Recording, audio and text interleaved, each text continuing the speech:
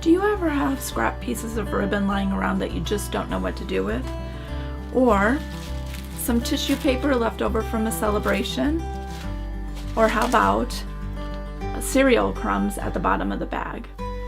Or do you ever feel like you struggle with contentment or discouraged over your finances?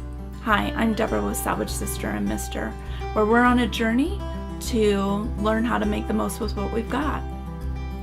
We invite you to come along with us, where we are doing DIY projects, upcycle, we're trying to waste less in the kitchen, maybe traveling on a budget. We do all the things that maybe Grandma would have taught us. So why don't you connect with us online? You can connect with us over at social media, Facebook and Instagram, where we share different ideas on how to make the most with what you've got.